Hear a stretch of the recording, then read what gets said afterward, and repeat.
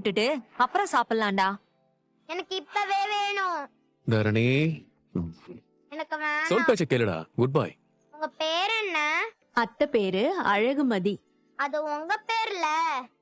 அந்த அத்தை பேரு அழகுமலர், இந்த அத்தை பேரு அழகுமதி. ரெண்டு பேரோட பேர் ஒரே மாதிரி இருக்கு. பாருங்களேன் அண்ணி, ஒரே வீட்ல 2 மருமக பேரும் ஒரே மாதிரி இருக்கு. நானும் அதத்தான் யோசிச்சேன் ரேவதி. பெரிய காமெடி, சிரிப்பு வேற. என்ன மாப்ள? மாமா. இல்ல ஏதோ சிரிச்சீங்களே. இல்ல மாமா, சுரேஷ் கல்யாணம் நல்லபடியா நடந்ததுல அந்த சந்தோஷத்துல சிரிச்சேன். சரி சரி. 2 பேர் முகத்துலயும் சிரிப்பே இல்லையா அண்ணி? கார்லயும் இப்படிதான் வந்தாங்க. கோயில்ல இருந்து கிளம்பும் போது மறக்காம ஸ்ருதிக்கு போன் பண்ணு ரேவதி. சாந்தி இருப்பா, அவகிட்ட சொல்லி ஆர்த்தி ரெடி பண்ணி வைக்க சொல்லு. சொல்றேம்மா. அதெல்லாம் நான் ஏற்கனவே சொல்லிட்டேன். சொல்லிட்டியா? அப்ப சரி. கொஞ்சம் வச்சு சிரிடா. கூலாரு, சிரிச்ச முகத்தோட இரு. நம்ம வீட்ல என்ன நல்லது நடந்தாலும் நாங்க நேரா இங்கதான் வருவோம். சக்தி வாய்ந்த சாமி, இனிமே உன் வாழ்க்கையும் நீ வாழ போற வீடும் நல்லா இருக்கணும்னு சாமி கிட்ட நல்லா வேண்டிக்கோமா. ஏன்னு இப்படி இருக்க?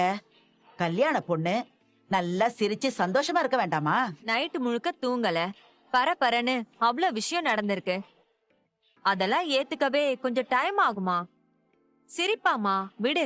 கொஞ்சம் சிரிக்க தானே சொன்னேன், அதுக்கே இவ்ளோ பேசுற நீ? ஆரம்பிச்சிடலாமா? நான் ஆரம்பிக்கவே இல்லையா? இவ ஒருத்த வாடா வா வா, நீங்க வா. வாடா. நீங்க போய் ஆரம்பிங்க. சரி ஆரம்பிப்போம். நான் வா சுரேஷ். மாப்பிள்ள பொண்ணோட பேர் நட்சத்திரம் சொல்லுங்க. சுரேஷ் பூர பூர நட்சத்திரம். நட்சத்திரம். அழகுமதி உன் நட்சத்திரம் என்னம்மா? அனுஷம். அனுச நட்சத்திரம். அனுச நட்சத்திரம்.